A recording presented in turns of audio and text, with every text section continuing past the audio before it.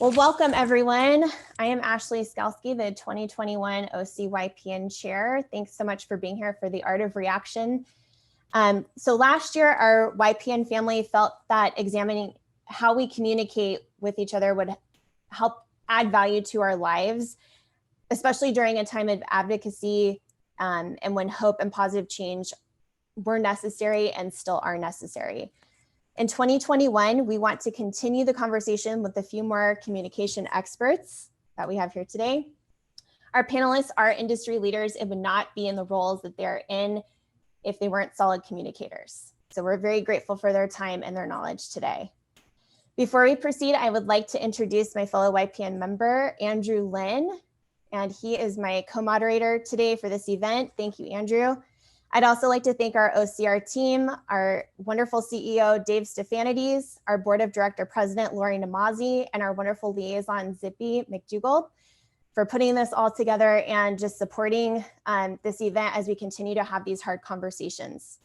Finally, our fellow YPN member, Kyler Thomas, is going to be monitoring the chat today. So if you have any questions at any time, please drop them into the chat and we'll do our best to circle back to them at the end. Andrew. All right, thanks so much, Ashley. So for some context, in 2020, we focused on communication in a broader sense. So how we listen, how we consider the languages we use with each other, time and place, engaging people in tough conversations. And today we're going to be isolating a key component of communication, reaction. Because our reactions have a way of determining how we respond and ultimately the action we take. So while you're listening to each of the speakers, I encourage you to actively listen and think about your own reaction processes and as we discuss this nuance of communication and what you hear and how it can apply to your daily life and business as well too. So while you're listening to each of the speakers, think about how you are reacting and responding to what the speakers are saying. Think about how these ideas and concepts apply to you and those around you. And of course, not everything is that they say will apply to you directly. They may affect those around you, people that you care about, like your friends and family, or those that you do business with. And so because of that, it's important to consider our reactions and also the resulting actions that we take. So with that said, I'd like to introduce our experts. So first off, we have Dr. Jessica Lautz. She is the Vice President of Demographics and Behavioral Insights at the National Association of Realtors. The core of her research focuses on analyzing trends for both NAR members and housing consumers. Jessica received her doctorate of real estate from Nottingham Trent University in the UK, and she also has a master's in public policy from American University and undergraduate degrees in political science and law and justice from Central Washington University. So thank you, Dr. Lautz. Next, Matt Defanus, who couldn't be here live, but we already have his story captured in a recording that we'll play in a little bit. So a little bit background on Matt. He's the co-owner of Remax Realty Associates in Champaign, Illinois. At the 1.4 million member National Association of Realtors, Matt serves on the board of directors, and he chairs the Professional Standards Committee, which is charged with interpreting and revising the organization's strict code of ethics. In recent years, Matt has become a champion of fair housing and improved inclusion within the real estate industry, for which he has won numerous awards. So I'd like to pass it on to Ashley, who will introduce our final three panelists for today. Thank you. So we have David Stark, not related to any Marvel character. I have to throw that in, sorry. He is the Chief Public Affairs and Communications Officer for Bay East Association of Realtors. As such, he manages the association communications, media relations, real estate market intelligence, intelligence resources, political activities, and works with elected leaders and government staff in the development of housing policies. Prior to joining the East Bay staff, David worked in municipal government for more than 12 years, managing a variety of housing and community development programs. So thanks for being with us, David. Jairo Rodriguez joins us all the way from New Jersey. So thank you for spending time with us here on the West Coast. He is the 2021 North Central Jersey Association President and an NJR Association Director. He is a proud father of 2 boys. And prior to his real estate pursuits, he was in the Air Force. So we are super grateful for your service. And as you are a veteran, you still love to serve people and continue to serve people. So what a great way to do that in real estate. So thank you for your service. Farah Wilder, we have the pleasure of having you. She is the Chief Diversity, Equity, and Inclusion Officer for the California Association of Realtors. She supports CAR's diversity, equity, and inclusion efforts. And in addition to her real estate success, Farah, and I thought this was very interesting, something new I learned, holds a JD from the University of Wisconsin-Madison. As an attorney, she worked for San Francisco nonprofit Equal Rights Advocates and the United States Department of Education Office for Civil Rights. So we have some amazing people joining us today to shed some light and some new things to think about. Andrew, I'll turn it back to you for some icebreakers. All right. Yeah. So we've got a great panel that spans across the country. So a lot of great background. Just before we get into the icebreakers, I just want to remind everyone, if you the speakers, if you have any questions for them, definitely put it into the to the Q&A or the chat as well. And we'll definitely get those answered towards the end. So let's kick off with some icebreakers. So the first question I have is for Dr. Louts. So when you share data and knowledge for events like this one today, and we know you do a lot of this probably now during with Zooms and whatnot, what is your hope that people will do with this information? So it's hard coming from a research perspective because I'm studying this data and the team is studying this data and we're putting this great information out there. But I have to put it into your guys' hands to take action. And so that's what I'm really hoping for. And that's why I'm super excited to be at this event, because it's essentially, what do we do next? And having that conversation. So I'm super excited to be here. And I think this is an ideal scenario, is to have this as a type of presentation. So thank you. Of course. And thank you for joining us. I mean, yeah, this is the main purpose of the event, is how we take this information, our reactions, and put it into action, because there's just so much that is being said. But I think definitely love to hear yours as well as everyone else's perspective on things and what we can do to make some change. Thank you. So the next one I have is for David. So you're in various leadership roles.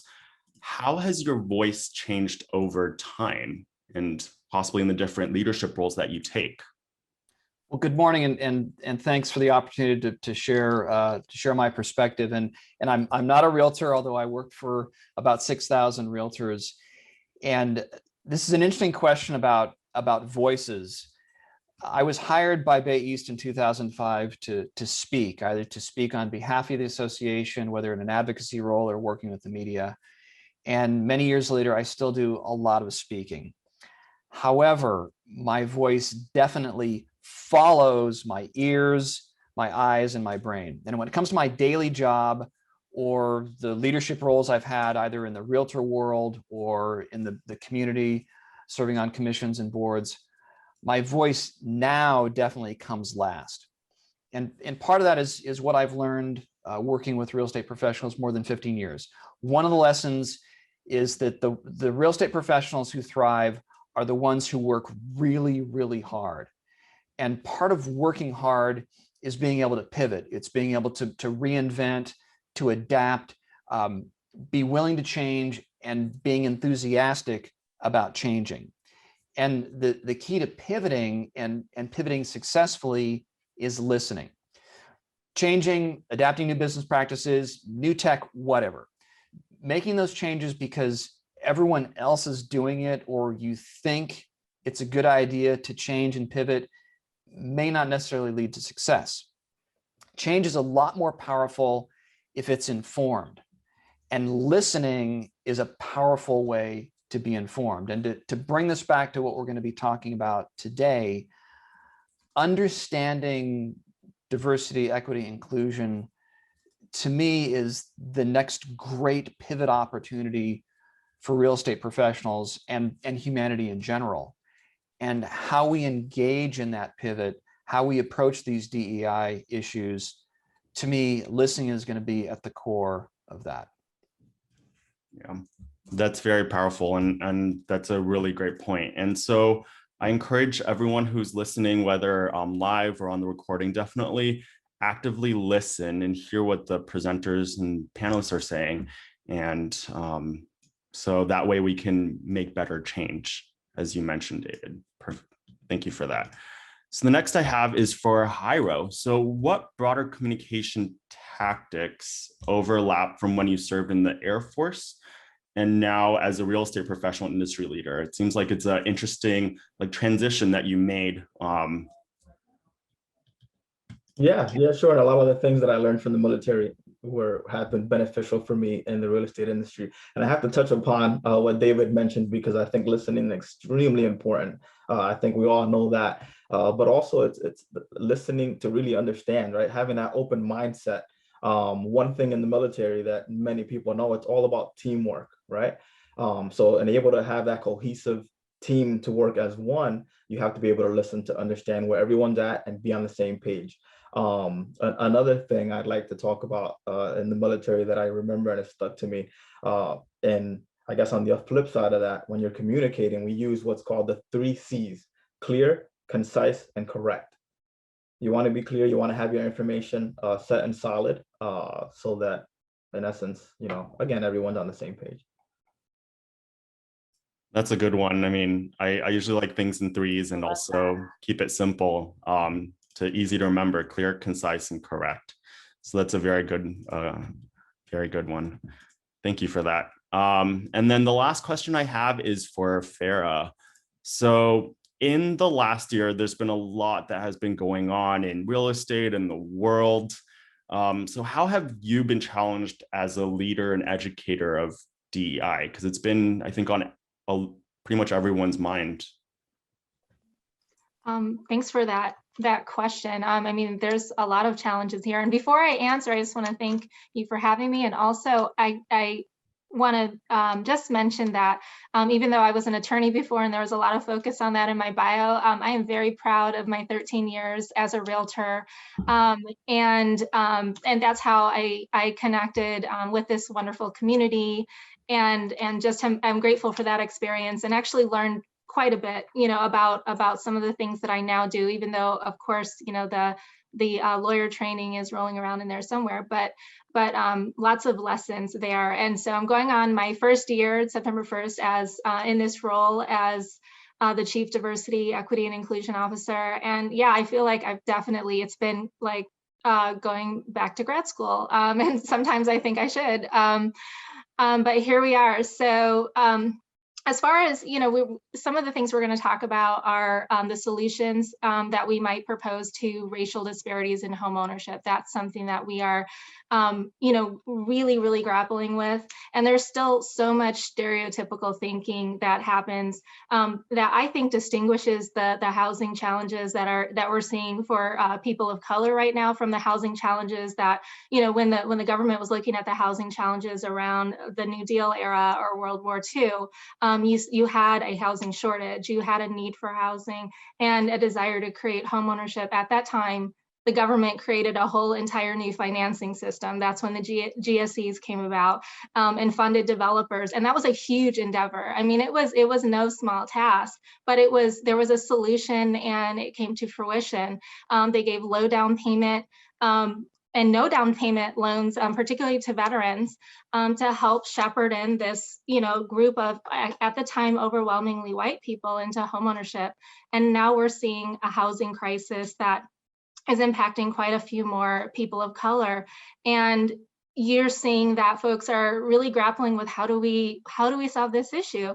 But when, we talk about risk-based pricing of loans and, why which make loans more expensive for people with lower down payments or lower credit scores. You hear things about people of color needing to be more financially responsible, rather than looking at the root causes of why people of color might have lower down payments or lower credit scores.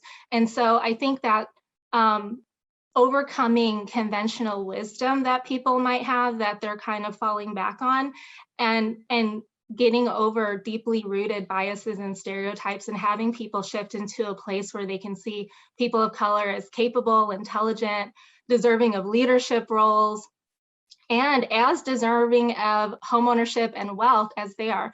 And then also to have a more complete picture of an accurate picture of why we have disparities, amongst our community, because we're relying on our community to grapple with these policies, vote on them. I mean, our realtor associations are member driven. So it's not, myself, Dave and Dr. Lautz, definitely do not, drive this bus. We provide information and we go on the direction of our realtor community. So our community needs to not be basing things on stereotypes, but on data, like the kind of data that Dr. Lautz will provide, and using anti-racism principles to really see that there were policies and discrimination that got us to the place that we're in right now. And it's not an insufficiency that lies within the community, which I think a lot of times these stereotypes will suggest, and that we actually can do something about the disparities, and we can offer people access to affordable and sustainable homeownership. It's not like a small undertaking, but we have lists and history of solutions that have been implemented that actually work. That's such an important piece of information and brings such gravity to what we're talking about today, and could not transition better to Dr. Lautz when looking at these statistics. Because I know when we met and kind of went over this and we talked about this a little bit, I didn't know a lot of things, and you don't know what you don't know. So the research and all of that piece of it, you do the research, but it's up to us to really let that process and sink in and do something with it, because we're technically like the boots on the ground as the realtors, right, and affiliates. So so thank you so much for that and being here. I wanted to just define a couple of terms today, since we'll be using both here and there. Communication is defined as the exchanging of information. Reaction is defined as an action performed or a feeling experienced in response to a situation or event. So with this in mind, I'm going to ask Dr. Lautz to share some information about the transfer of wealth and the impact that past historical redlining has had on younger minority generations. So as she speaks, I would like you to keep in mind that this is a frame for which we look at our own personal reactions. So this is something that some people may know, some people may not know, but this is also some time to get educated and actually have something to tangibly work with as we look at our own reactions. Dr. Lautz. Okay, thank you guys so much again for having me here and going through this data, which it's pretty dark data, I'm not going to lie. And so I think we probably all looking at this, and even though I talk about this and I'm really familiar with this data, even looking at it today, I have a reaction to it and knowing this data for quite a while. So I think I'm going to start with the homeownership rate gap, and I'm going to start with what that means to wealth and generational wealth, and go over some of the historical reasons why we know that this has happened for an extensive period of time and why that gap does exist for an extensive period of time. I will say every single one of my slides, it does have where you can find additional data. So if you want to dig into it, you want to read the full report, you're going to get the slides afterwards in PDF, but you can dig into those resources too and those citations, because I'm going to be going pretty quickly over some pretty hefty data and reports. And then I'm going to finish with our NAR members and what their experiences are working in the real estate market, and what some pretty persistent gaps that we still see even among our own membership. That is from a very extensive report. It's more than 200 pages long, but it's all posted on the website, so you guys can grab that for free. All of this information is available, free PDFs that you can download and really dig into the research if you're interested. So, okay, let me jump in. The homeownership rate gap is still there. And it is as wide as when the Fair Housing Act started back in 1968, when it was legal to discriminate based on race and housing. We see that this is a very persistent gap between Black Americans and white Americans. It is essentially a 30-point spread in the homeownership rate when we do look at this.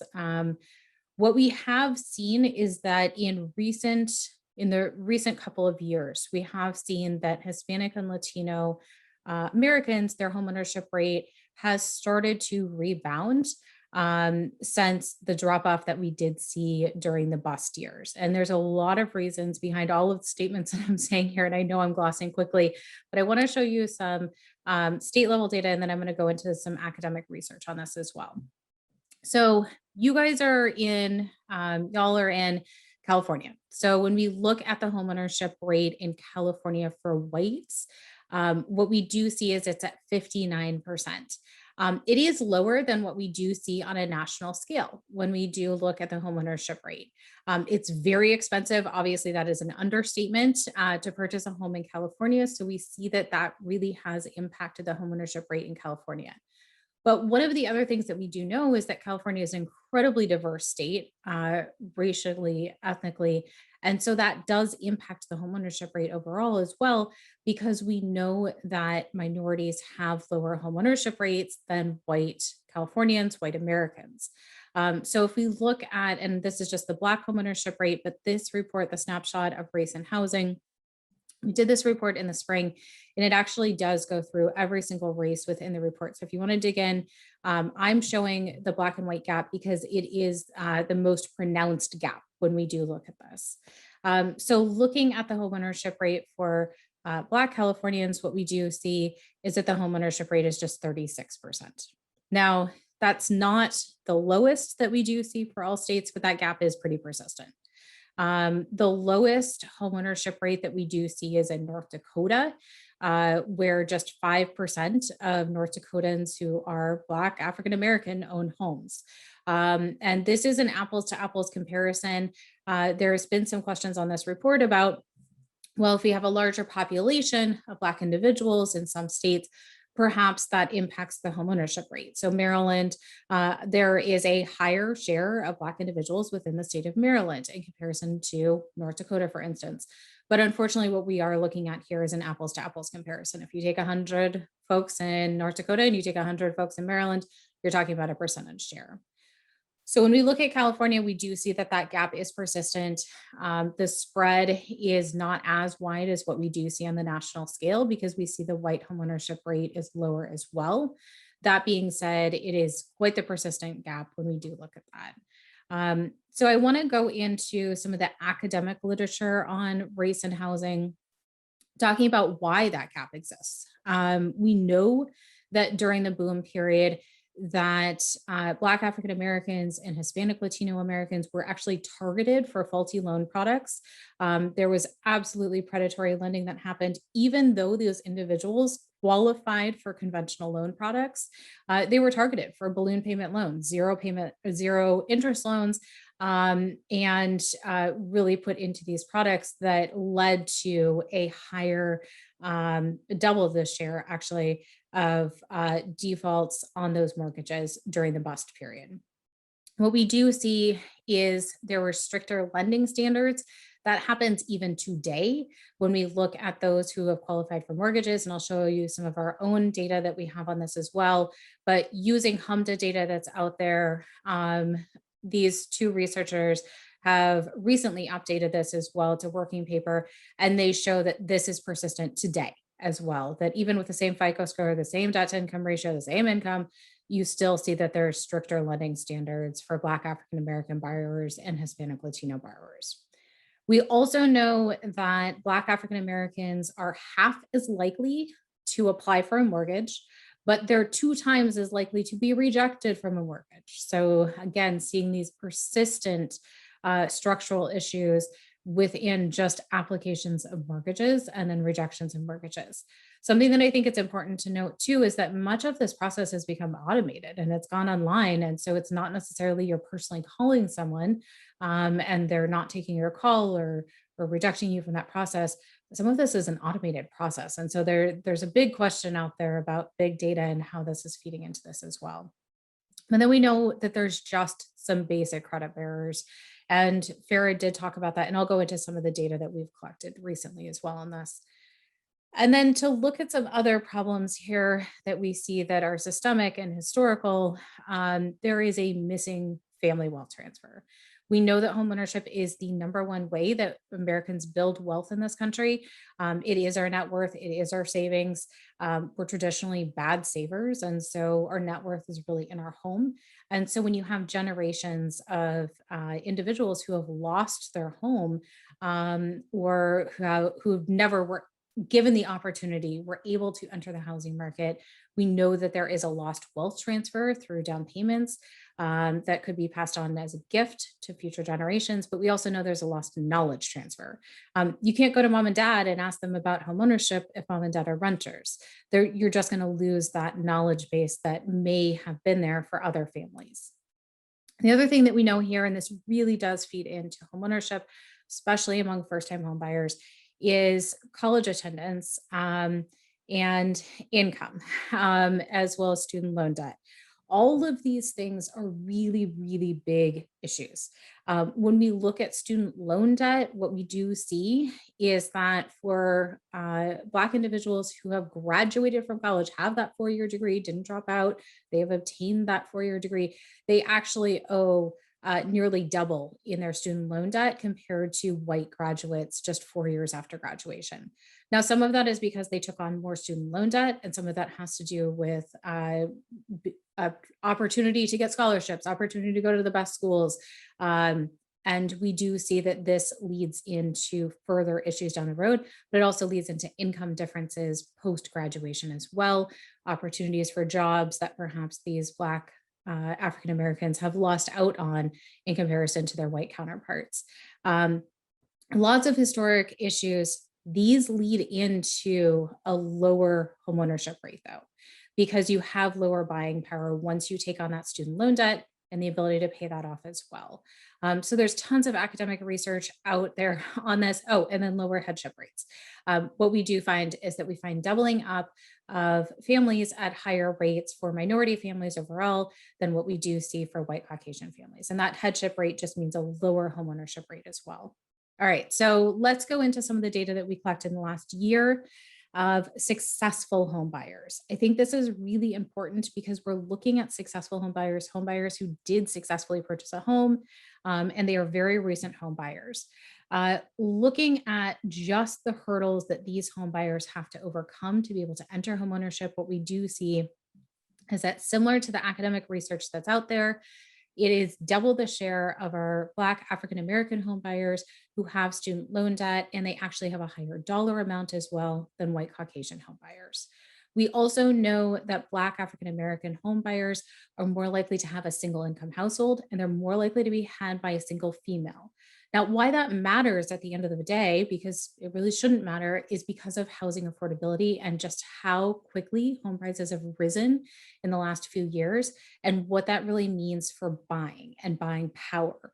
That ability to save, that ability to qualify with debt to income ratios could be very hard for someone who is a single income household. And we know, unfortunately, that single females make less than what single males do in this economy.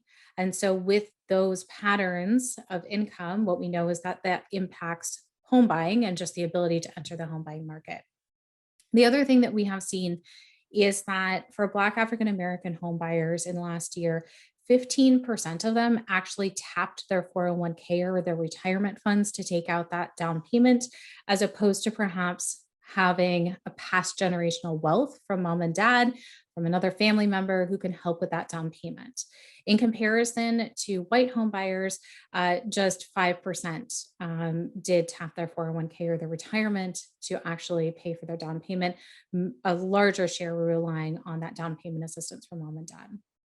The other thing that we know here is that there is a higher share of Black African American homebuyers who are purchasing multi-generational homes. And why that matters is because, well, it can go one of either ways. One way is that you have a lot of income earners for perhaps a potential retiree or someone who's nearing retirement who adds in and can split on those utility costs or contribute to the mortgage, a young adult who is living in that household as well. And everyone can pool their incomes, and it really becomes this really cohesive, great family unit.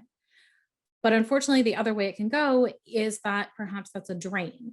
And so that retiree, it does not bring in an income, or that young adult cannot find a job right now. And so there's just more mouths to feed, more room that needs to be purchased, more square footage that needs to be purchased, and a drain on that single income. Or perhaps that dual income, if it's a married couple or unmarried couple.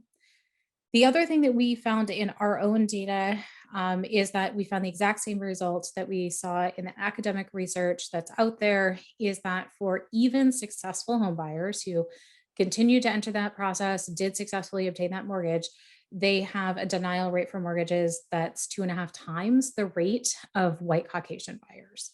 And we do ask some follow-up questions on this. Same issues that are seen in academic literature, but debt to income ratio playing a role, amount of money in reserves also playing a role, as well as a host of other factors. So please do dive into this report if you're interested in this, because I think it's very, very helpful information. Oh boy, I'm going to go over my time. Okay, I'm going to roll along here. Okay, so why does this all matter? It's net worth. Again, I touched on this earlier, but I think it's incredibly important just to look at the net worth. And what we do see here is that for white Caucasian families, their net worth is above $185,000 compared to Black African American families where their net worth is just $24,000. And that gap has widened over time, as we do see that the homeownership rate for white Caucasians has rebounded since the boom and the bust, where the homeownership rate for Black African Americans in this country, unfortunately, has not. So we do see for the Hispanic Latino families that their net worth has risen slightly, and not obviously not to any extent that's near white Caucasian families, but we do see that at least it has risen a little bit, and that's mirroring the homeownership rate that we do see as well. And just to reinforce that data, for owners, their net worth is more than $250,000 in this country, regardless of race, compared to renters where their net worth is just over $6,000. And as homes continue to gain historical increases in year-over-year home prices, we're going to continue to see this gap widen with the equity that's earned. I'm going to go very, very quickly. I'm going to say this is a 200-page report. I'm going to give you a couple slides here, what this means for members, what members are seeing. The non-white membership in NAR has increased. We have seen that when we look back in the data and we look back to the 1960s and 70s, the traditional member of NAR was a white male in their 40s. That is very different than what we see today, as we see an increased membership of minorities. We see a very overwhelming membership of women, actually more than 65% of our membership is women. And we also see the typical members in their 50s. So it's a very different membership than what we had seen in the past. We have done this report, and I am really not going to go into detail here, but what I will say is that with that increase in minority membership, what we do see is very, very big differences among our members. And this report actually goes into sexual orientation. It goes into differences in gender as well as by race. And what we do see here is your traditional white member, your typical member. This is medians. This is not reflective of everyone. The typical medians that we're collecting here for white membership is they have 10 years of experience. They work about 35 hours. And I know this is probably laughable to many of you because you're working way more than that. 25% of them have some ownership interest in their firm, and they typically had 7 transactions, one transaction side last year. If you were to compare that, again, this is medians, this is not reflective of everyone, to your typical Black African American member, they typically had 4 years of experience in real estate, only worked 25 hours, typically a week, had 26% of them had some ownership interest in their firm, and had 2 transactions, just 2 in real estate last year. Again, these are medians and it's not telling the full story, and I'm not doing this report justice at all. And this is only residential. But it does have some very, very, very big implications here. We go into the typical home price within a community, and we also look at the sales volume. And if you do all that math in your head, you can calculate out what we did see, and what we reported from our members is their real estate income. These are members who work in residential real estate, and what their typical income differences are. Again, it's medians, but what we do see is the typical white member working in residential real estate had a median income of nearly $50,000, just under, compared to the typical Black African American member who had a median gross income of nearly $17,000. So some very, very big differences there. But again, I'm not doing this report justice. And if we look just overall at our membership, the medians do not tell the full story either. We know that a very large share, I think it's about a quarter of our members make over $100,000.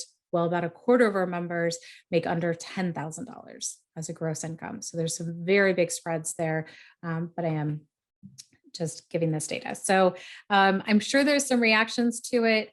And I'm sorry, I went over the time too. I don't want to take away from the discussion. So thank you guys so much for listening to this data. Thank you so much, Dr. Lautz. I think it's interesting because if you had gone into even more detail, I wonder if the reactions would be as sharp, because my initial reactions are like, wow, I mean, I didn't know a lot of this. So thank you for sharing all that. And I know that was a big ask to have you share all of that in this time period. So I think this gives us plenty to work with and enough for people to want to do further research and look at these reports, because I could listen to you all day long. This is just, it's very interesting to me. So thank you so much for that.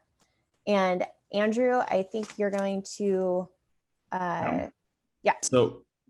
So yeah, definitely. I think for me, at least, my reaction is that it's just a lot of, I mean, we hear about this, well, at least I hear about some of this, and it's just hearing all the data points and information, like just seeing the numbers alone are just, it just puts things into perspective, but hearing about the reasons also, I think, puts it even more into perspective as well. So I know that was a lot of information that was shared. So in terms of first response, I wanted to bring this to the panelists. What is your initial reaction to the data knowledge? I know we're talking about reaction. So what was your reaction to the data that was presented by Dr. Lautz? Farah, if I could pass it off to you first.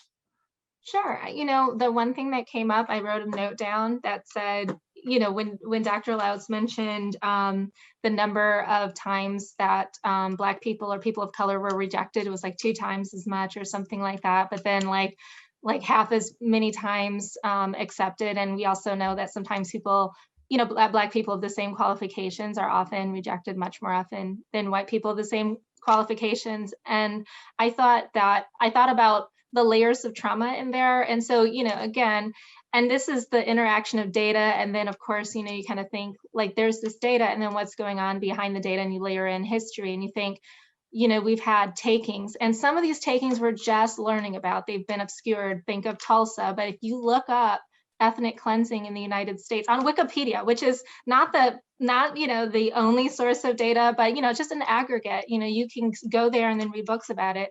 You know, there's many Tulsas in the United States. And there's many, you know, if you read Richard Rothstein's book, Freeways Going Through Communities, where there were communities of color, many of them thriving. I mean, they weren't necessarily characterized that way. But, you know, there were many communities of color where these folks lost their homes, whether they own them or not. And so I think about then, you know, from then to this day, these layers of trauma that have never been either talked about, addressed, apologized for, and then you continue to have bias and discrimination. I would think that part of the reason why people don't necessarily or are fearful or reticent about going for buying a home, especially even in the era of predatory lending, is that they are traumatized and rightfully concerned that they might experience discrimination or something that will be financially harmful for them, where other folks maybe don't have those same kinds of concerns. And so I think, these are the kinds of things that we also need to be sensitive to as we're thinking, how can we address and start closing the gaps. I mean, it's a many layered solution, and there are other ones, where you just talk about throwing money at the situation, but I also think we can't ignore the emotional impact of all of these things that we're seeing. Yeah, for sure. I think that hearing Farah, what you've mentioned, also Dr. Louts, hearing those data points, at least for me, as a real estate professional, I'm like starting to reflect back on the clients that I'm working with, and then their reactions, and also what I'm working with them on, like the fear of rejection as well too. Like, do I really want to go through this mortgage application? Because I don't think I'm going to be able to get approved because my credit score isn't great, or I'm self-employed, things like that, that just really puts, like, the data points just adds another layer of perspective into like what I'm doing and how I'm helping my clients, and trying to see, like, so I know definitely it's very, very like eye-opening in putting those data points to it, and also hearing the reasons behind those data points adds another layer for sure, at least for me. And with that said, I know we've talked a little bit about reactions. I'm not sure, David or Jairo, if you also have anything else on your perspective on your reaction to what Dr. Louts and also what Farah also mentioned as well too, if you want to share a little bit. Just briefly, if I may. So I went to graduate school for city planning, and I learned about, zoning and all this land use stuff. And this was, 30 years ago. And in reading Richard Rothstein's book, The Color of Law, I don't think I got any lessons about how racist zoning can be. And it really, really challenged me. The other thing too, that from a political perspective, Barack Obama was elected president of the United States twice. And I think a lot of folks that have never experienced racism directly, for a lot of those folks, myself included, when he was elected twice, we thought, golly, looks like we're in a post-racist world. This is really cool. The most powerful person in the world is African-American. And yeah, no. So it's been a real wake-up call for those of us that, particularly in this profession where, I was born the same year the Fair Housing Act was passed, and have just kind of grown up in certain environments where we thought a lot of these things have been solved. Yeah, no. And so, Dr. Louts' presentation, we need to continue to hear the objective information, and then to Farah's point as well, we need to keep hearing the emotional side of it as well, because we're things are not as some of us may have been led or even educated to believe. Yeah, for sure. Agreed. And if I can, just to finish it off, I'm sorry. Initially, my first reaction, I guess my board president hat was on, and I was like, oh my goodness, we need to dig in and see on our local level in New Jersey, or even in our county levels, what this looks like, because the numbers were eye-opening. And to give you my initial answer, that's what my reaction was. I want to get to work and see what we can do to bridge that. Yeah, for sure, Jairo. And I think your reaction is very similar to some of the attendees, and I'm looking at the chat here as well too. And I know we've already got some questions on, like, yeah, this is on the national level, but what about California too? So if there's any breakdown as well in seeing how that disparity, and also, I guess, in some of the more detailed breakdowns for California. And Dr. Louts, you shared very at a higher level in the beginning, but definitely be interested to dig through the 200-page report to see what other things in California as well too in our local levels. Yeah, Farah. I just want to say that we do quite a bit of research at the California Association of Realtors, and I will try to find the link to our Research in Economics website so that, some of the reports that we've done, because we do a number of studies, including on consumers, including on affordability by race, that might be helpful here. And also I wanted to add, Andrew, what you said reminded me of, working primarily with my clients of color in the East Bay, a very fast-paced market's been fast-paced and pretty expensive for quite a while now, very competitive. And, there's a lot of folks who were really hesitant to get started. Sometimes folks would kind of go dark or whatever. And it's like, hey, how's everything going? And you sense like kind of a fear and hesitation. And then also there's so much misinformation about needing 20% down or people being really concerned. And it's like, oh no, just try, I do this all the time. I know, my friend, so-and-so, the lender, who I also just as my personal friend, is not a scary person at all, but, there is legitimately, a fear of even getting started and all of these misconceptions about, the process and how expensive it's going to be and hidden costs and all of that I think I see with folks who, and literally they don't have as much parent support. So whether it's from trauma or lack of generational wealth, and the data supports, the reasons behind, some of this trepidation, there definitely is more of a reticence, and it doesn't come from, a place of just blind ignorance. It comes from actually legitimate places. Right.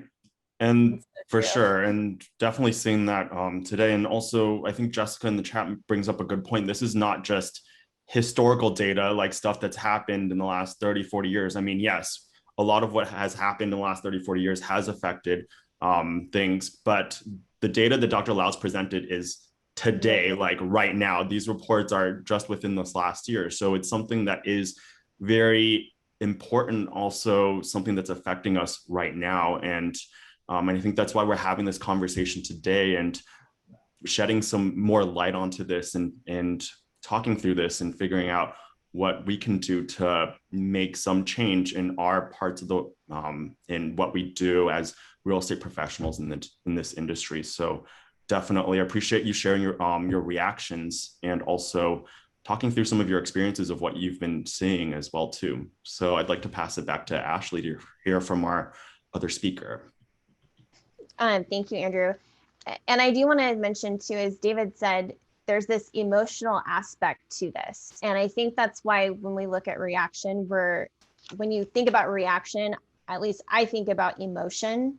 And that makes it more human. Like it just brings it down to this level of connection, or you can connect with people on that. So I think that's a really critical piece. And that is a great segue into our next speaker. And he's not here with us today, but we do have his story and his personal basically journey of how his reactions led him to action. And it's going to also share some additional data that just reinforces everything that Dr. Lautz just presented. So Zippy, if you can go ahead and cue up Matt's video, that would be great.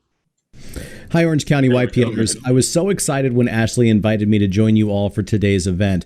Unfortunately, I am tied up here in Illinois with Illinois Realtors Nominating Committee work today. Now, I'll give you all a moment to contain your jealousy. Even though I'm not able to be with you live, I did want to share with you my own story, which has consisted of 5 years of wildly improbable life experiences. So stick around for that. Thank you all so much for intentionally leaning into these conversations. Speaking for myself, I am forever a better person because of the countless conversations that I've just chosen to fearlessly lean into in recent years. So I commend you all for doing that. Have a great, great event and stay tuned for my story. Hi, California Realtors. I'm Matt Defanus coming to you from Champaign, Illinois. That's a small metro area in the cornfields of central Illinois, about 130 miles south of Chicago. We're home to the flagship campus of the University of Illinois. I'm here to talk to you today about my own personal journey with respect to issues of housing discrimination, the significant work left for us to do on fair housing, and the continued differences between white America, Black America, and other communities of color. If you're watching me on video, you can tell that I'm a white guy. I'm in my mid-40s, so I was born years after fair housing had become the law of the land. Fair housing, to me, was ancient history, something I needed to know enough about to pass my licensing exam and continuing education classes.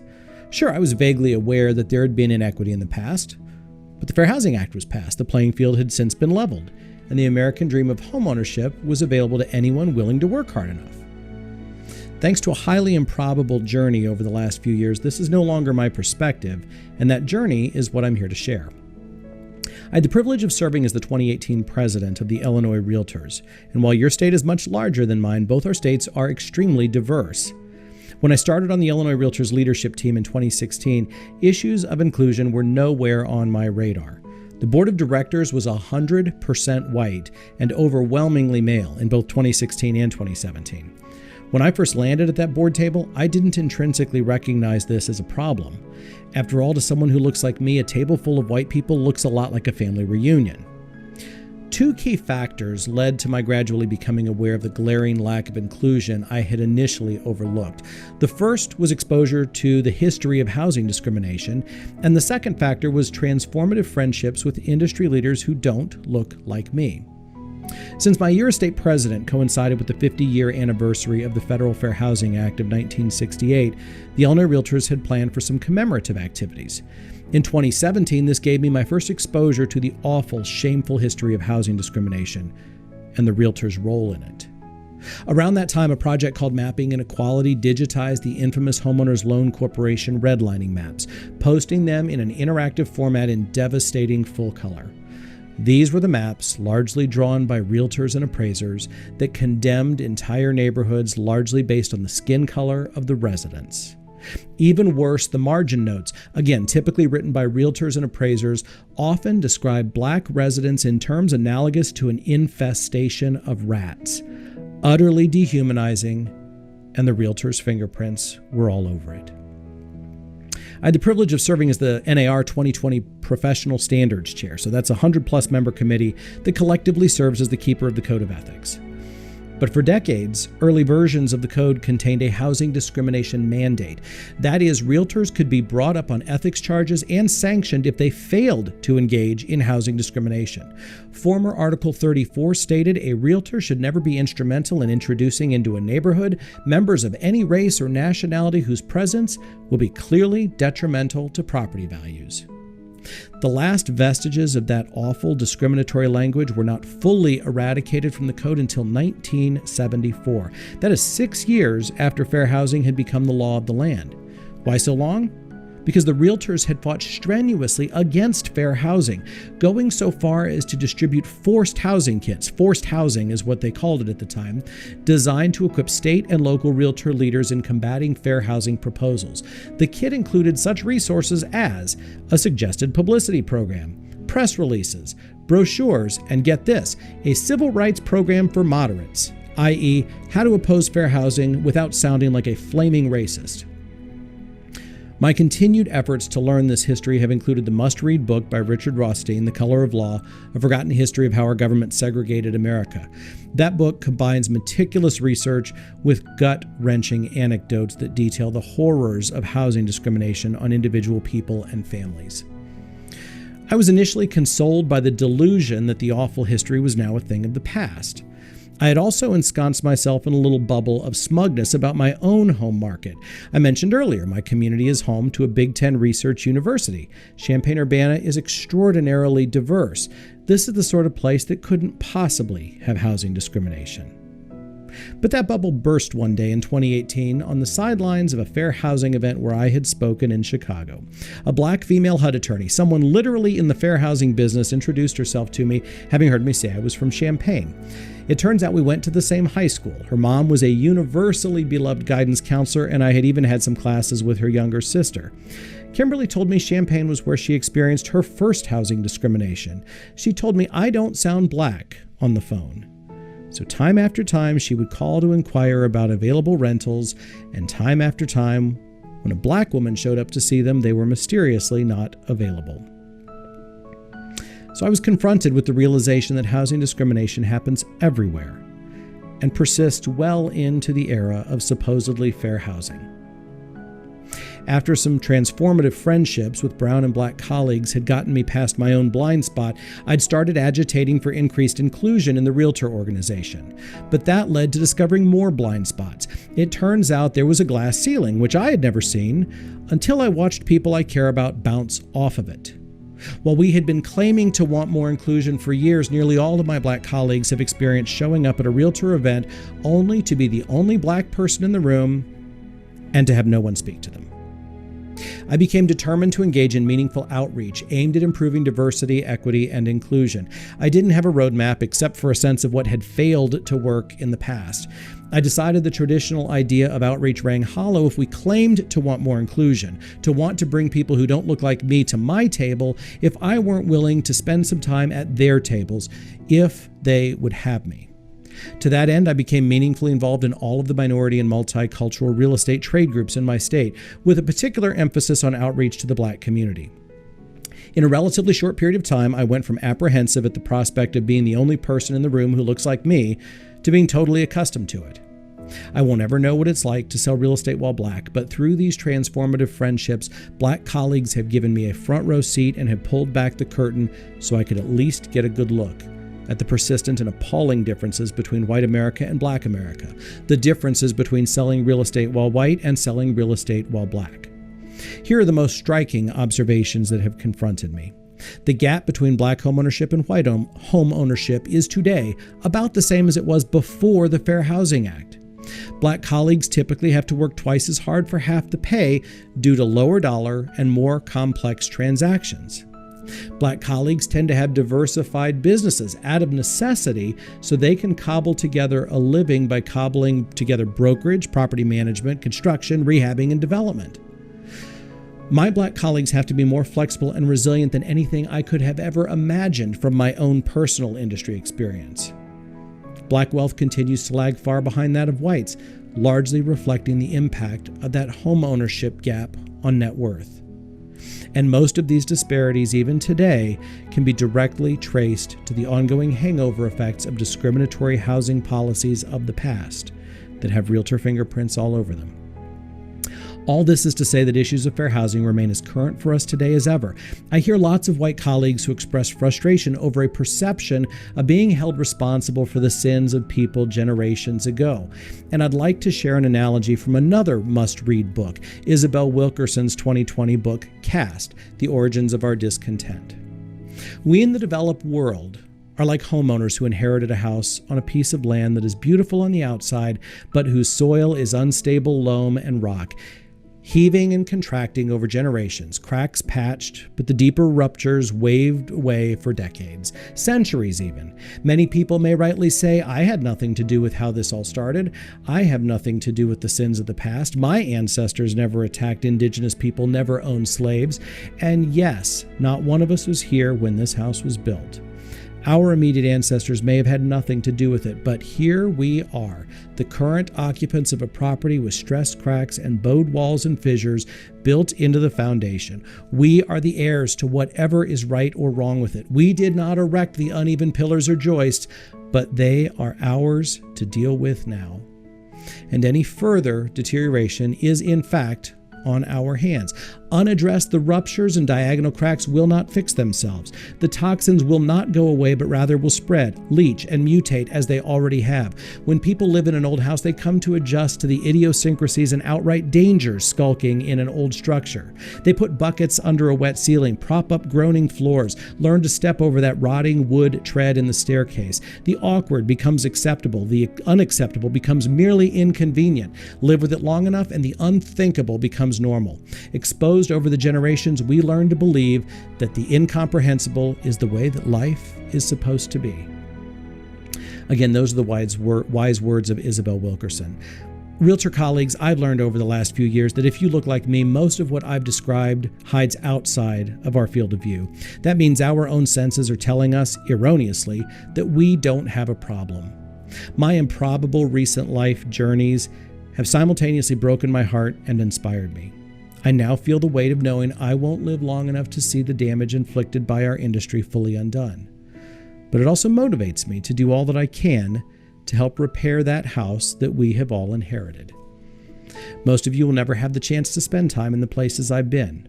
My hope for you today is that my journey can awaken some of you and remind others of you that fair housing remains not just a critical public policy issue, but also a moral imperative for each of us. I was taking so many notes, even watching that just another time. And I think that Matt brings such a relative significance to the conversation when he just seems to have paused. And I think for us, we are so used to this instant society and just wanting to have instant reactions, instant replies, thinking that we have all the information, whether it's social media or in a conversation with someone. And the reality is we need to just pause and just stop and listen. And this, I think he brings it to the point of making it personal. So we look at our circle, we look at the people around us, the people that we serve in our communities. And it really, he kind of makes it seem like it's good to have the reaction. Like it's a positive thing to react, and you need to react in order to take the next step and ask those questions and listen in. And I love what he said, to fearlessly lean into the conversations. I love the word fearlessly, because I think for a lot of people, we're still in this season of, we're afraid to say something. If it's the wrong thing to say, we don't know if it's the right thing to say. So it really has me checking myself and just being more confident to take those risks, right? It's a social risk. And part of that is, how we connect with each other and how we learn and grow. So being comfortable with our discomfort was really what my takeaway was with that. And Jairo, I want to touch on something with this idea of reaction. Is there a formula for how we react? Is there something that, since you were in the Air Force, and then we'll kind of round robin here, but is there some sort of formula like that you go to as you're maybe hearing something, or maybe something said to you, and you have a split second to react to it?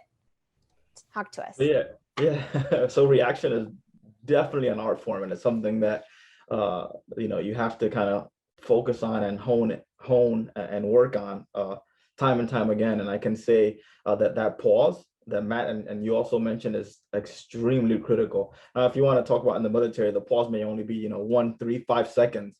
But in anything or any situation, that pause is critical, whether it's 30 minutes, whether it's a day. Maybe you want to gather your thoughts. Maybe you want to speak to someone else that might have some knowledge or information that you don't, to be able to react to something.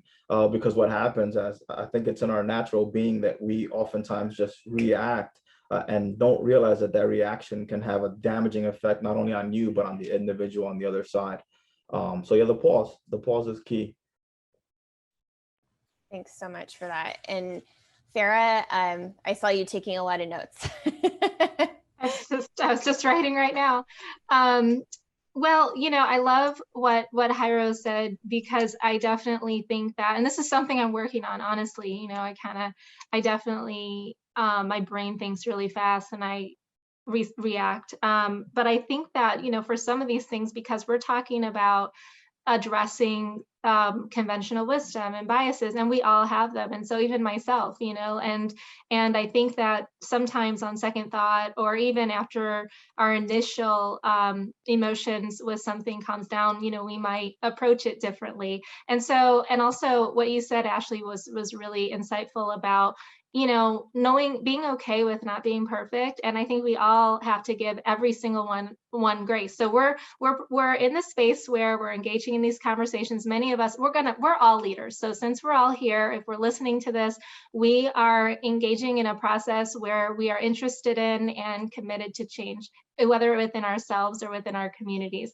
And part of being a leader is hard things and engaging in difficult discussions and fully pondering things. And so that is not easy.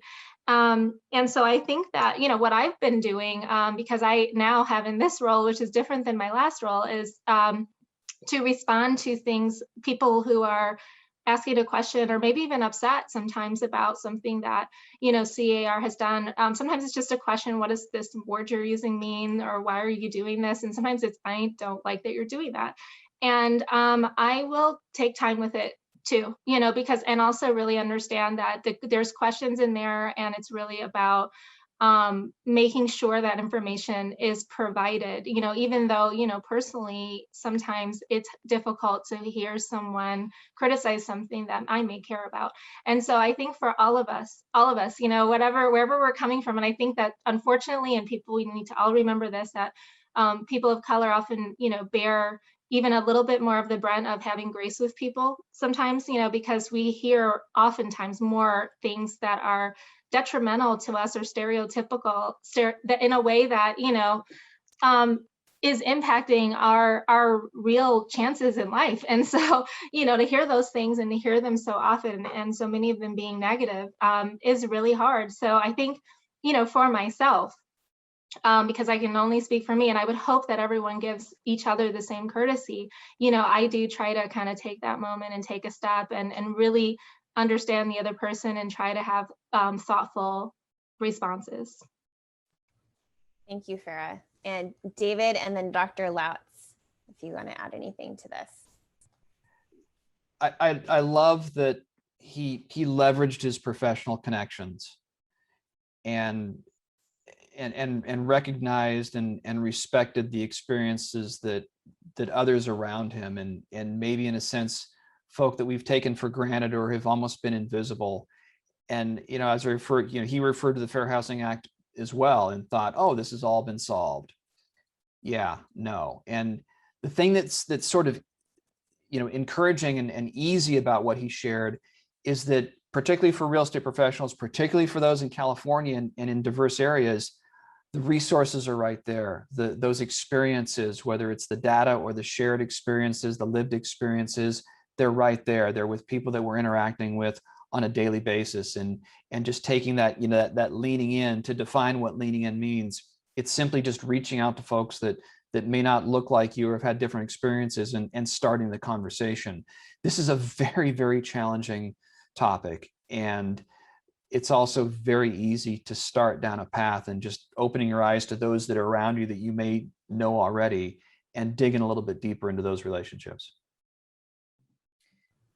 I think I've known Matt for a while, and I was really, that's the first time I've seen that video. I've been very impressed by his story, but I think what really stuck out to me is that he wanted to ask the questions, and that he wanted to understand how other volunteers' experience was different than his. And he made a point of saying other people hit a glass ceiling when it came to their experiences volunteering. And I think that's very, very interesting. And it's helpful to know that he saw that, he reflected on it, and he said, what can we do? And I think that's taking it a step further to the action, and really listening and trying to really dig in and understand that. So yeah, I thought it was quite impressive. I agree on all accounts. It was an inspiring story, and I think a good model of an action, you know, plan, or taking our reaction and putting it into action. Andrew, go ahead. And after this next question, we do have a 5-minute break coming up, just to give you guys a heads up. Yeah, so the next I wanted to talk about, I think Harry mentioned a little bit, was about how taking our reactions and turning and how that changes our behavioral outcomes, or basically how our reaction dictates our next steps. I think you mentioned a little bit about listening or pausing, taking that pause before taking any action. Could you elaborate a little bit more about that, and how that pause can, and our reactions can dictate what the outcome is? Sure. So, I mean, I think when you have the thought of wanting to really get a better understanding on something, and you ask for that pause, or you ask for time to maybe come back for it, it creates that level of respect. And in essence, or the way I've seen it in my experience, is it'll create bigger conversations when you come back with more knowledge. Does that make sense? Yeah, for sure. experience. And you take that time to understand the other perspective, get more knowledge, as you mentioned, and not just, I know Ashley said not to like react just because we're in the age of like, we want that we want that reaction, like immediate reaction, but taking that pause of understanding the other perspective. And I think, Farah, you also touched upon that as well too, on understanding the other perspective, the other side. Did you want to comment a little bit more about that? I'm sure. And I think, and again, I'm still on this path. Dave and I, in this planning call, we talked about this as a practice. It's something that you just have to continually do, is to really kind of work on your skills in listening or communicating.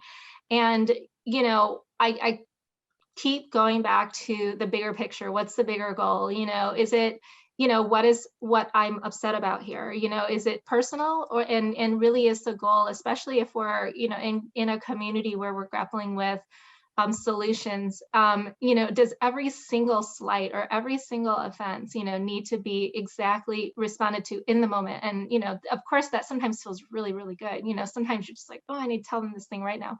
And I know like that is probably my knee-jerk reaction, but, I think that if we're keeping the bigger picture, in mind, being kind with each other and going, we're finding commonalities and saying we're really all here for the same thing. Like, we want to address barriers to homeownership. We want to figure out what is actually the truth. And hopefully, and I don't need folks to think I'm like super smart or right.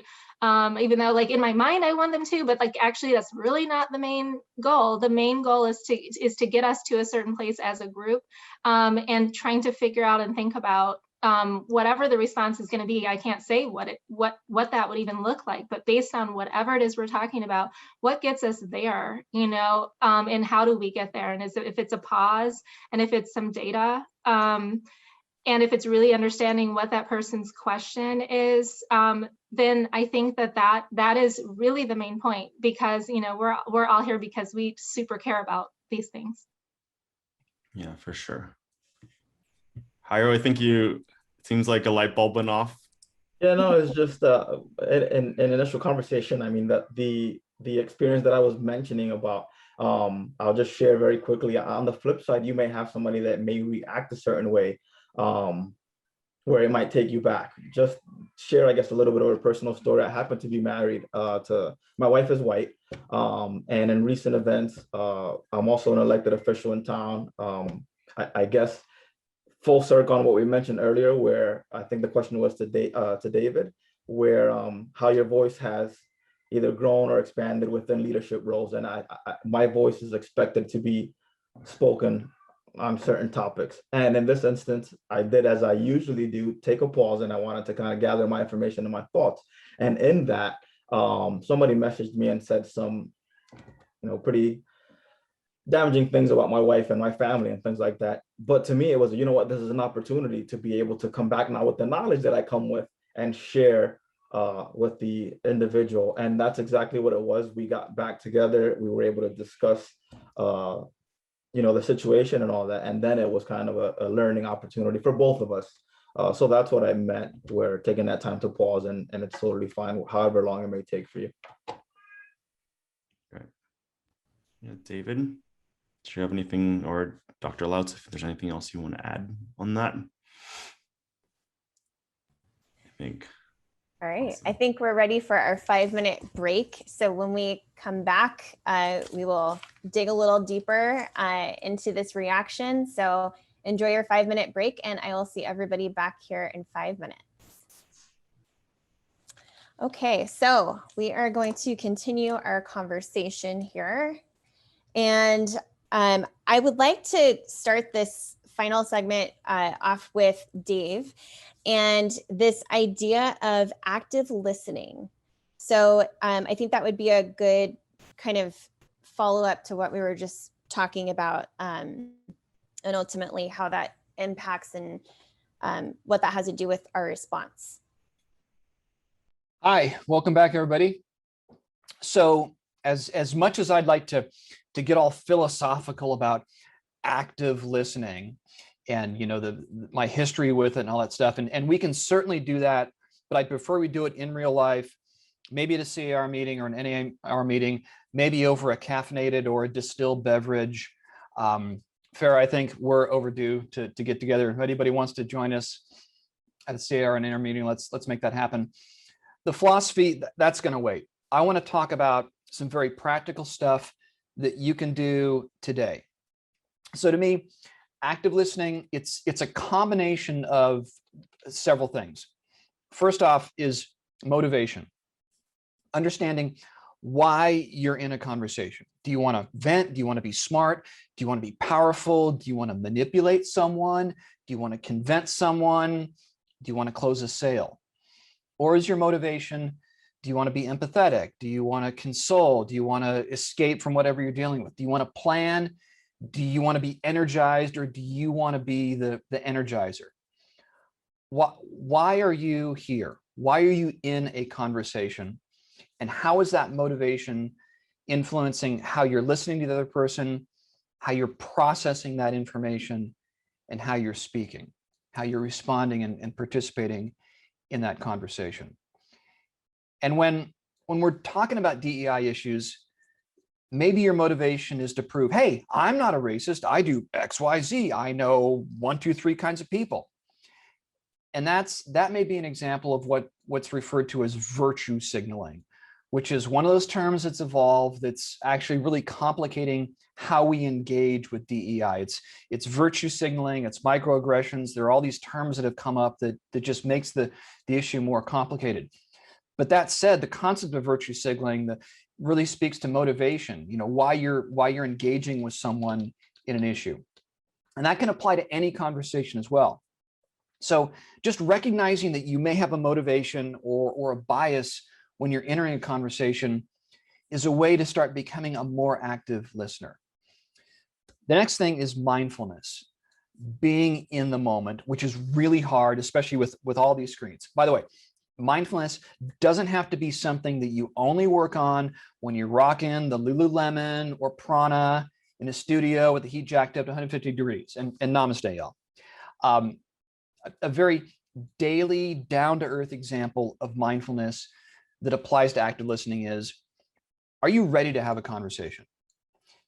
Do you have the time? Do you have the energy? Are you in a good space? And I'm not just talking about a good space spiritually, but literally where you are located when having a conversation can make it a lot easier to be in that conversation. So mindfulness doesn't have to be just this woo mystical thing. It's a very practical, down to earth, where am I going to speak with this person? Is it going to be noisy, or is it going to be conducive to actually really being an active listener? Next is respect. Respecting whoever you're communicating with. Respect their experiences, respect their knowledge, respect their perspective. And I'm Generation X, and this is something I struggle with, is respecting how people communicate. Like uptalkers. Are you familiar with uptalkers? Uptalkers, every sentence kind of ends up like this. And sometimes it's really distracting, but you have to understand that people communicate differently. Respect that, get beyond it so you can really listen. Next one is really difficult. If mindfulness was difficult, this one's really difficult. Active listening is also about change, specifically your willingness to change. Willingness to let someone's experience, knowledge, perspective, all those things that you're respecting, willingness to let those things change how you see, how you think, how you process, and how you communicate. A good example is my wife and I, we are huge Formula One and Golden State Warrior fans. And there was a period where it was really comforting knowing that Lewis Hamilton was always going to win and that the Dubs were always going to win. That said, it's a lot more exciting for us as Formula One and basketball fans, knowing that Lewis Hamilton doesn't always win. And the Golden State Warriors, they didn't win this season. And yeah, it's also more stressful. It's more terrifying not knowing who's going to win the car race or who's going to win a basketball game or what's going to come out of a conversation. You go into a conversation thinking, oh, well, I'm going to be the same person going in, particularly a conversation about DEI issues, and you're missing a lot of excitement. You're missing a lot of stress. You're missing a lot of terror, but you're also missing a lot of growth opportunities. So that's one example of active listening, is not knowing how a conversation will end or how you may be different when it's over. It's sort of like watching a movie and not knowing how it's going to end. I mean, there are certain movies that we like to watch just because we know what's going to happen. Great example is The Godfather. You know, anytime it's on, boom, we're going to stop and watch The Godfather or any of the Fast and Furious movies, including Tokyo Drift, which is our favorite. But then there are other films that we're specifically watching it because we don't know how it's going to end, and that's what's fun about it. So those are just a few kind of skill building type things. Just want to wrap with this. Being aware of active listening and then practicing it is a really tangible way of engaging with DEI. And I think that there's so many of us that are getting into this space, and we're looking for, okay, where do I fit in this space? What can I do? Where are the solutions? And practicing active listening, it's going to open up your mind. It's going to break down barriers. It's going to switch off the defense mechanisms, specifically when you're dealing with issues that almost instinctively close your mind, bring up barriers, and bring up those defenses. So if you're wondering, well, how do I get beyond all this stuff? Default back to, oh yeah, there's that active listening. I need to, respect who I'm speaking with. I'm in a good space with them. I'm willing to have my mind and my heart changed. So if you're asking, where do I start with DEI? Start with active listening. And for the problem solvers out there who are just absolutely losing their, I was going to say a word, losing their stuff, and you're confused because you came into this DEI space wanting to solve this problem. And hello, solving this problem is really tough. So just a last couple thoughts. Is this diversity and equity inclusion a problem that can be fixed? Or is it an opportunity that's knocking very loudly? Is this fix, is this solution a specific thing, or is the solution to the DEI problem changing how we listen, how we see the world, and how we react when we see it and what we see? And perhaps solving the DEI problem starts with how we actually engage in the issue with an open mind and with open ears. And that's what I got for this. And hopefully I didn't take up too much time, and available for any questions. And that caffeinated or distilled beverage as well.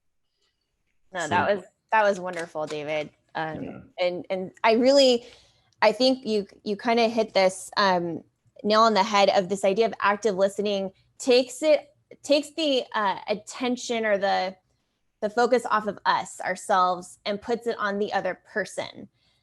So it's kind of this, moment where, again, we pause and we step outside of ourselves to really try and put other people first. And that is our industry, right? We're in this industry of serving people, and part of being in a service-oriented industry is putting other people first and stepping outside of yourself.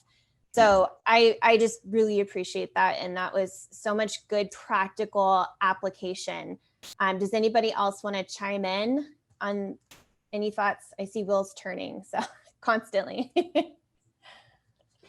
Okay, and if not, we can go on. Andrew, if things are just coming up, I feel like as we go, and I'm taking copious notes. So I know I am as well too. I'm like, these are very practical things, like David, as you mentioned, like motivation, mindfulness, respect, change. I mean, yeah, and Ashley, as you mentioned, we're working in a service industry, in the real estate industry. I mean, it's a service industry. We're working with all different kinds of people from diverse backgrounds, perspectives, and it's really about that respect of understanding where the other person is coming from and being able to understand and make that change, and working with different people. And so I think the other thing, I think David mentioned a little bit about active listening, but how do we, and I guess the communication habits that we have, but how do we, can we put these into action and become more effective change makers? I don't know, Farah, if you want to touch a little bit upon that and how we can use that active listening, and if there's some actions that we can take. Sure. And actually, I'll put a resource in the chat. I mean, I hate to follow Dave's brilliance because he just pretty much put it all in a nutshell. But, what it makes me think of, and I'm going to kind of piggyback on to what he said, is that this is really about emotional intelligence. I mean, a big part of this is emotional intelligence. And so I just put, it's Donald Goleman. He's written a number of books about emotional intelligence, social intelligence. And listening to them on an audiobook actually was really helpful for me, because I was just like, it really opened my mind to this other form of intelligence. And I think, a lot of the work that we do around DEI, and we've had a conversation around diversity that largely was not necessarily about demographics. We did a little bit, and thank you, Jessica, for the information, not to suggest that that wasn't important, but, we've been talking about, how we communicate and how we are as humans and our respect for each other. And I think undergirding, this work is that. And, and it's about challenging, so it's about our mindset, challenging beliefs that we've held forever. The topic that people are, people might be talking in elevated voices. So when people are talking in elevated voices, our primal soul, like deep down inside, what happens? How do we feel when there's elevated voices around us? Our fight and flight kicks into action. You're either going to like yell back and say, you need to stop talking to me this way, I'm mad at you. You feel attacked, or you're just like heightened because people are yelling, or you're gonna leave. And so when people are talking about something that is personal to them, that causes them pain, and I'm gonna say, as a person of color, so I'm gonna use myself as an example. There may be, something that I have been yearning for people to understand about what is going on with people of color or Black people. There may be something in the news that is triggering me, and it also may bleed over to an experience professionally. And so myself or other people of color may speak about some of these topics, or people from the LGBTQ community, or women, people who feel like they are often not understood or marginalized, may speak about some of these things in an elevated tone. And so, and then what can happen is the listening stops, on the other side. There's a point that someone is trying to make, they're emotional about it, and the other person's fight or flight comes in. And when the other person's fight or flight comes in, the person who's trying to express whatever it is they're trying to express, they may get offended because now we're yelling at each other, or now someone's disrespecting me because they're leaving and I'm trying to make a point.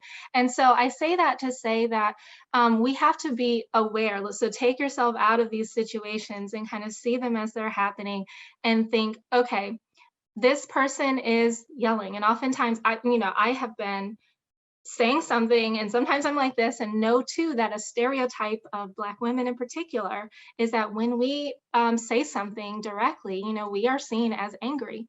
And so I have sometimes said things directly, and I don't know if my voice is elevated. I don't believe it is. And now we are talking about tone versus what exactly I was trying to say. And so, and what we are trying to do here is cross-culturally learn. Oftentimes it's cross-culturally, or hear a perspective that we weren't familiar with, or that might challenge what we already think we know. And we're not going to be able to do that if we get caught up in the tone or the emotion of what someone is saying. And so when you feel that anger rising, and so this is the tip, it took me a while to get there. When you feel that anger rising, or that, adrenaline starting to pump, recognize that that's happening. So stop, recognize that it's happening, and even think, this is not about me. This person does not want to kick my butt.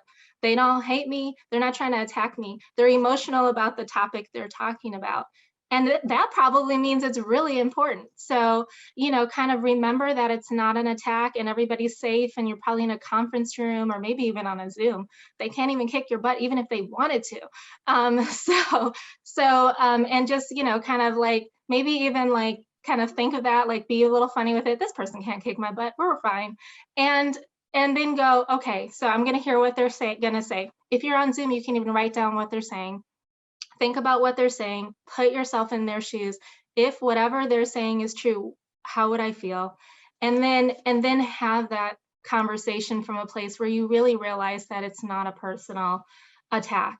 In a community where we really want to address everyone's issues, we have to be able to get past, some of our communication barriers to really start to ascertain, what are the issues that these communities are having. And so I see this kind of thing in city council meetings, right? So you see people getting up and getting really heated about something, and everyone's just waiting for their turn to speak.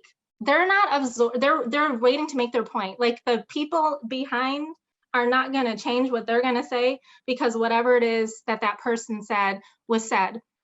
But if we truly are having a conversation where people's input is coming in and we're engaging with this information and it's going to inform our solution, we're not at city council meetings just waiting for our chance to get input. We are going to have to be able to get beyond the adrenaline and absorb what someone has to say. And remember that oftentimes people of color come to these conversations scared. Sharing your truth or sharing something different can sometimes feel like you are going to hurt yourself professionally. Also, it just hurts when people dismiss you and you're saying something that feels important.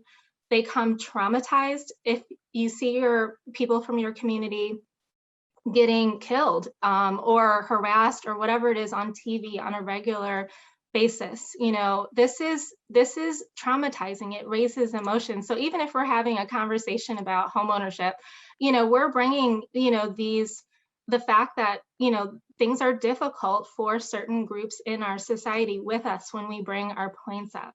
And so people say horrible and untrue things in the media, stereotypes about folks. And I will say, it's not just people of color, it's people from the LGBTQ community, it's things about women, these things happen. And so they mean that when a person is speaking their truth about something, they are bringing their lifetime of these experiences to that room. And especially if they're a new leader and they're speaking to people they don't know, they're bringing their nerves and their passion. And that we want them to continue to share. We want those perspectives. And so as organizations, as leaders, it's really up to us to foster an environment where we're not going to be dismissive of people who come with a new perspective, a difficult perspective, just because of the tone of their voice. And so, and also, they're often, they're not usually, or I would say most of the time, people are kind of elevated, whatever, they're saying they feel discriminated against. We have been dismissed, oftentimes. And so there is a legit fear that we're going to say something as a person of color, as a woman. We've all had someone say, I don't think that experience is true, or it must not be that bad, or maybe that person didn't mean it that way. But remember, at what we saw on Newsday, on camera, people of color being treated very differently on camera. So we know that, some of the things that we thought, we've had several people say, I thought it wasn't this way, and then I learned it was, that you might be hearing something for the first time, and that doesn't mean that it's not true, especially, and sometimes when people have an elevated tone of voice, they're called crazy. Listen to them, write it down, think about it, come back later, get some data. And I would say, make genuine friendships with people who have different demographics. So Matt Defanus often talks about, going to a Black church, or, how you do your volunteer work, just do things cross-culturally. There are amazing, long-established multicultural trade organizations all throughout the state of California. They are very welcoming. They are open to all. You can go to their meetings. You can join. All of their conferences are coming up in the fall. And I'm going to put a link in the chat because I didn't make a slide, unfortunately. So I'm going to put a link in the chat that will tell you all the dates and where they all are and who it is. And so if you can't see the chat and you're watching this recording, we're talking about AREA. So that's the Asian Real Estate Association. I didn't get the acronym right. We're talking about NAREP. That's the Latinx Real Estate Association. not going to try the acronym here. We're talking about KREB and NAREB. So NAREB is the National Realtors, the Black Real Estate Professionals Group. They have a state chapter. They also have local chapters. Many of them do.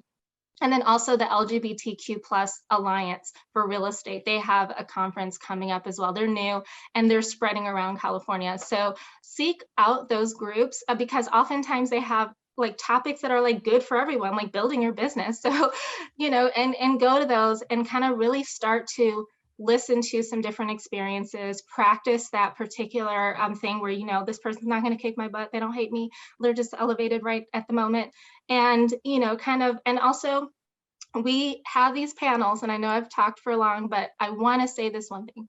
You know, we have these panels and it's great that people show up, but you don't get the lesson unless you actually start to apply it. So I'm going to say everyone here should challenge themselves to have a conversation, however it is, with someone who they might disagree with or who has a different experience that they're not exposed to. Go to one of these meetings at some point, maybe between now and the end of the year. Go to one, a local chapter. Go to one of these conferences. There are like 2 or 3 in San Diego. That's really close. There's one in Newport Beach. There's a local NAREP chapter meeting on August 4th. So if folks are available, they can go to that. So that's just a way to kind of start to kind of bridge these gaps and have these conversations and practice, you know, even if they're a little bit difficult. And I hope everyone will do that. Farah, I think you make a really great point. Totally didn't forgot about the organizations. I mean, I'm part of one, and that's a great point. Like going to an ARIA meeting, like I'm a member of ARIA OC, as well as with NegoRep and Real Estate Alliance. Like that's great because then you get to hear from different perspectives, and a lot of these organizations actually put out annual reports too about home ownership and like the homeownership, or like for ARIA.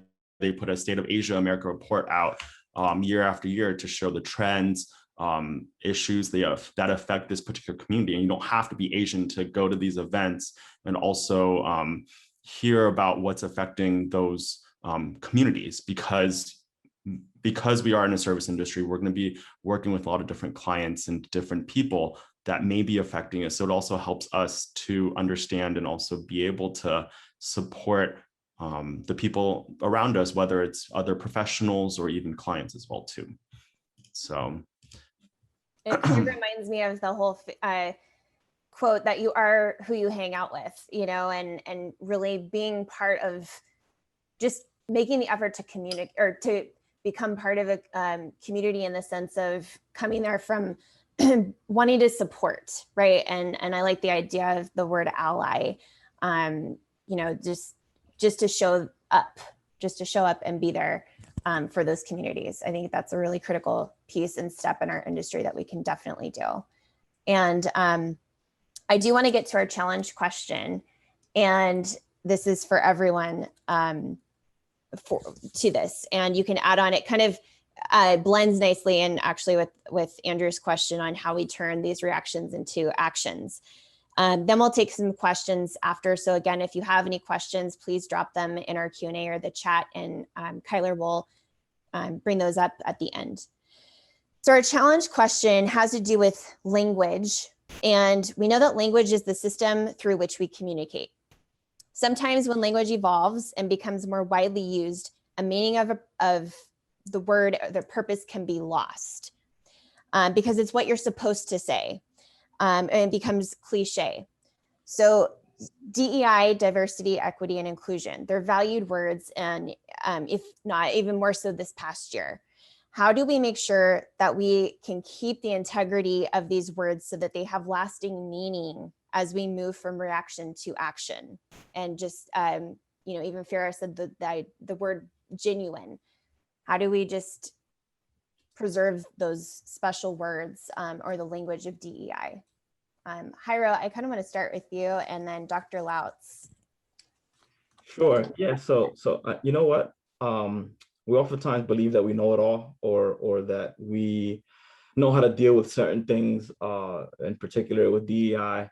And I think the issue is many of us just don't speak out. And so I guess the word, if I can narrow it down to a word, is accountability. We have to it starts with us. We have to be able to reach out to those people within our circles to have these conversations, in my opinion. I love that. Yeah, that's a great way to start. So I think ask the questions. I think this is all evolving. Our own personal journeys are in different paths, and we're at different points in them. And we may be complete experts in the area, or something may be new. And I think the other thing we have to remember is that even if we're looking at the LGBTQIA plus history, all of that is changing and evolving as well. And language is changing and evolving. And so ask the questions and get interested in, and try and do your research. And I think that, reading the books and reading the articles and all of that and educating ourselves is great. But reach out to people that you know as well, and ask how they want to be talked to, and ask them questions about their own personal experience. I don't think that there's anything wrong with that. Just to really try and understand and embrace and learn and evolve, know it's growing. So. Thank you, Dr. Lautz. And David, and then Farah. I'd start with inclusion, and I'm just going to rip the Band-Aid right out. How are you going to include DEI in your business? And you're all entrepreneurs, you're all got your hustle on, which is awesome. And what does that mean to include DEI in your business? Could it be like going to one of these trade association meetings? Could it be reading The Color of Law? Could it be working with your business coach or your broker, or if you're a broker, working with your agent, say, how are we going to include this? And even if nothing tangible comes out of it, the fact that you're talking about it and you're thinking about it and you're being a leader in that space, even if you're just leading yourself, is a step towards engaging in this that will hopefully benefit your business and you as a human being and your communities as well. So include this stuff in your business. And I also like, it kind of goes back to the active listening part too, and being informed as you actively listen. Thanks, Dave. Farah? I think that, we had a great talk, Ashley, the other day, where we talked about, this very topic. And I think, the easy part is coming to a seminar, even going to, a trade organization meeting, and maybe having a handful or one or two, additional people who represent something diverse in your organization. But the hard part is actually being willing to make significant changes. And also, and that might look like, first of all, elevating the voices, and not just, so this inclusion is not just having people who are, again, diversity is not just race, and diversity sometimes depends on what you already have. So having, if you have, a board that's predominantly people of color, but there's a particular group missing, whatever the group is, I don't want to center one group or another. It's, we're just talking about diversity, making sure that everybody's in the mix. So making sure that you are, and also that it's reflective of the surrounding communities that are being served, whether it's your membership or the community. But so when those people of color, or those, representatives from the LGBTQ community, or women, or disabled folks, or whoever they may be, or whether they're older or younger, get into the room, like, are you willing to listen to them and let their input change the organization? So are you willing to, re-examine your structures because they have said that this organization, the way that it is set up, is not extremely inclusive of me and my community, or I see this and there might have been a blind spot, and I'm bringing this new thing up. Which might make it, in an organization that is more inclusive of different people who might not be in the room right now. So be willing to change the organization, be willing to step aside, don't be so used to how things are tied to how everything has always been, or keeping a position, because remember, we can lead from wherever, nobody can take away your voice and your input and your expertise. And so we're all here for a common goal. So be willing to allow for a different folks, who might represent diversity or difference or even change, to come in and give their input. And I'm going to put a tool in the chat, and it's about racial equity, but I would suggest, I actually think, and they talk about making the environment more inclusive for people of color. I want to make this a different chart for myself because I think it's more inclusive environment for anybody representing diversity. Because I think what you want to also look at is, do we have an exclusive club where, we kind of are tied to how things are and have been, or are we kind of, where are we on this continuum? Like, do we have a couple of handful token folks who they're fine as long as they don't rock the boat, or are we like all the way over to the inclusive, like we are engaging these folks, we're allies, we are elevating them, we're willing to restructure things if the group with this diversity thinks it's the right thing to do. And so I would say that those are the things that I would recommend, and that is going beyond simply changing the mix a little bit of who's in the room. I love that. It does. It's true that change comes from inside and then it transfers outside. So it's a heart, in my opinion, it's a heart thing. And you've got to be willing to change your heart in order to change the inside of your organization or your industry. And then that stems out from that. So we meet each other where we are. And I think that's a key piece. We're all in different areas in this whole journey, but at least we're showing up, and that's got to count for something. So Andrew, I know we're going to round this out. So go ahead and take it away, and then we'll open it up to the floor for any questions as well. Perfect. Yeah. So I think we just have one last thing that wanted to bring to the panel, and wanted to take a minute and share what you hope people took away from today's events. I know we've talked a lot about different aspects, but if attendees walked away with one thing, what is the one important thing that you wanted them to remember? So Jairo, why don't we start with you? Sure. So, for me, I think Dr. Lautz's presentation, I would encourage everyone to take those slides and share them with agents that are not here on this call. I think that was, for me, that was eye-opening, and I'm definitely going to do that. So dig into those stats and share that. Yeah, that's a great one. Yeah. Farah? Oh my gosh, I wasn't even ready for this question. I feel like the entire thing was so good. Honestly,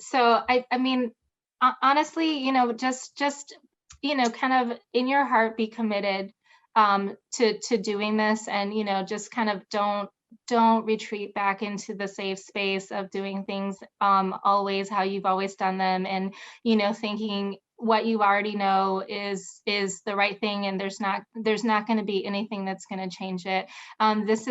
There's no really one right way to do this. It's just about like opening yourself up to doing it, and doing that practice and making sure that you're actually taking the steps to find out something different that might expand. I won't even say change. It might even kind of think something is going on here, and getting more detail and really working with it. So I would say that, and I'm going to put a list of communication and diversity resources in the chat for everybody.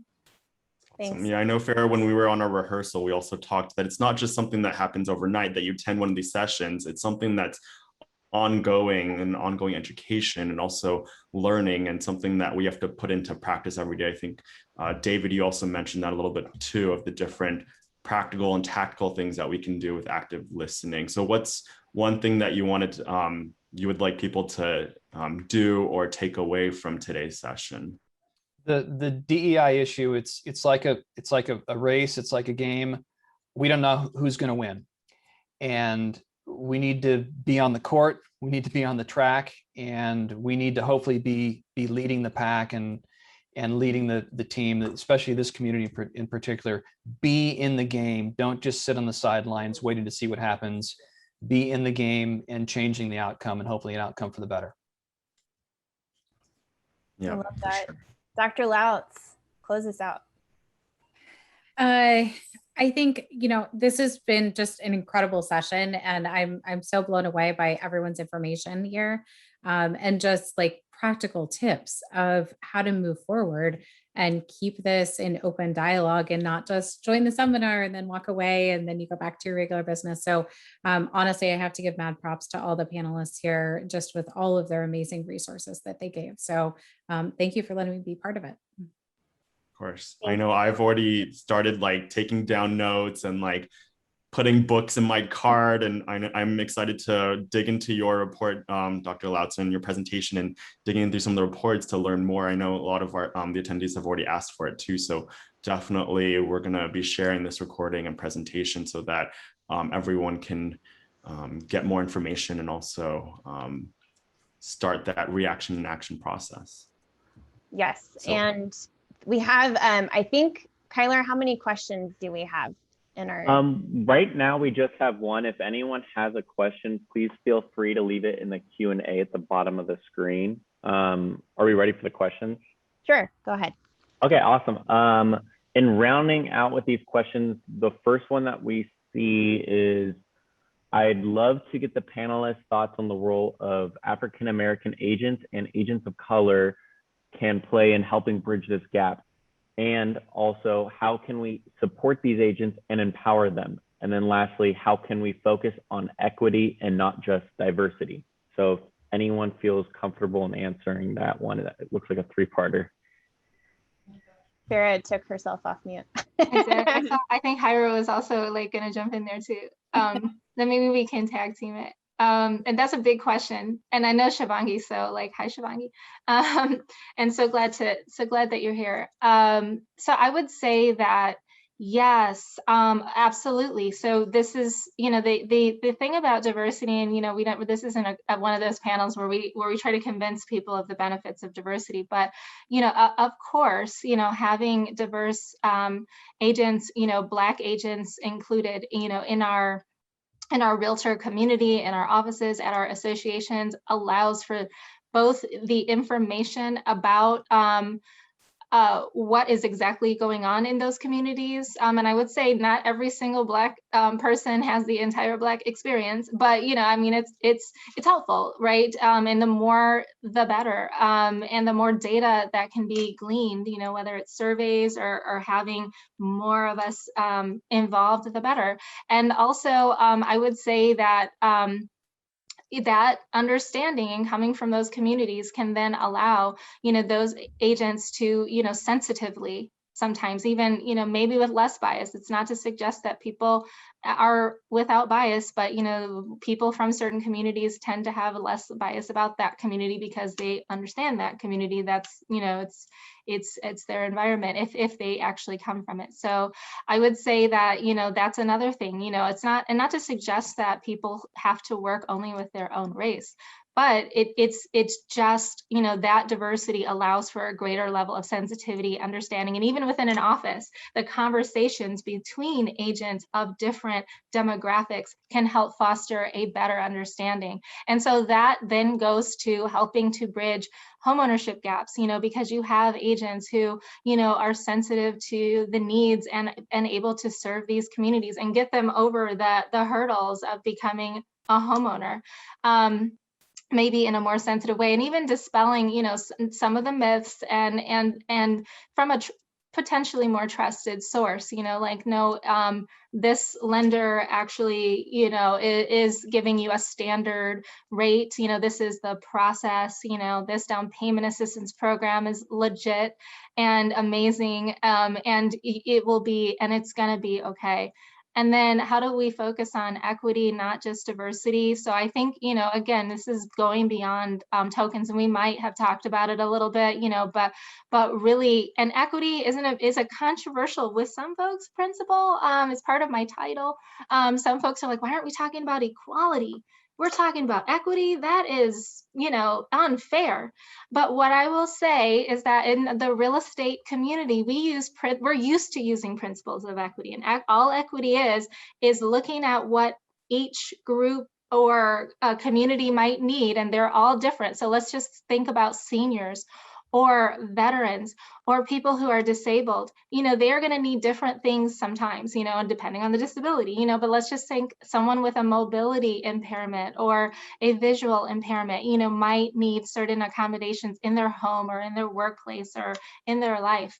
We do not expect that they will have the same, ability or needs as someone who doesn't have that need. That is equity. So now if we think about people of color or the LGBTQ community, or we look at intersectionality, which is having more than one demographic and how they interact with each other. And we think, what is the specific challenge for that particular community? Are they more likely to experience bias? Did they have exclusion in their history? Do they have less generational wealth? So is there a language barrier? So whenever there's a difference, the principle of equity can help both in your business, but also in diversifying your organizations and thinking about what would get these folks in the room, keep them there, make them feel comfortable, and allow them to shine and succeed as leaders. So that's what I'll say there, not to kind of be too long-winded, but I'm passionate about that topic. So thank you for asking the question. Thanks so much, Farah. Jairo, go ahead and round that up. Sure. Thank you. And I see the second question, which is funny because I was going to go into that. But to touch very quickly on the first question, I can speak on what I've done here locally. I've created a group of friends, other realtors that are like-minded, and we want to just educate the community, right? It's a lot easier, or I don't want to say it's a lot easier, but it's about educating on how we can kind of bridge that gap, the wealth gap, through home ownership. And in essence, it's creating this mastermind group to, in essence, go out to our communities and be able to educate those around us, and then have, whether it's a private Facebook group where we can also openly discuss ideas and things, as well as I know in certain communities, there's some of the agents that are a part of this. They have their own communities that they meet on a monthly basis to host either seminars and things like that. And we'll have like a credit repair person in there, lenders, us. In essence, is people educating because oftentimes the education is not there. That's so true, because you don't know what you don't know. And I think that's a takeaway I have personally from today. And so my hope is that everybody takes something. I think everything that was said here today can apply to anyone watching. So some nugget that you took out from this, there was a lot to unpack. There still is a lot to unpack. This is going to be something that the issue didn't happen overnight, so it's certainly not going to be solved overnight. It's a work in progress, and you just keep showing up. I do want to thank our panelists from the bottom of my heart, and Andrew's heart, and our OC-YPN committee for you all being here today. It just was so inspiring to hear your stories, your information, your data. Just, you're a wealth of knowledge, and I thank you for educating us today on all of these. And I do want to end with something that Matt said in his personal story, because I think it's worth leaving on this note. And the idea that we may not have lived during the time of our ancestors, but whatever the problems are, we've inherited those. And I do like that, the idea of it's inheriting a house, there's still work to be done to make this stronger, the foundation stronger, everlasting, and a place of refuge, which is what a home should be, and where we just feel like we can pull up a seat to the table. So I want to challenge everybody with that question. I know he quoted this from an author, but what will you do with your inheritance? So I thank you all today for joining us. Follow our OC-YPN if you're not already on Facebook and Instagram. Our panelists have their information in the chat, and we'll be sure to get all of these materials to you so you can dig deeper. And I hope you all have a wonderful week and enjoy the rest of your summer, because fall is quickly coming upon us. I don't know how that's possible. So thank you all for being here, and I hope you have a great rest of your day.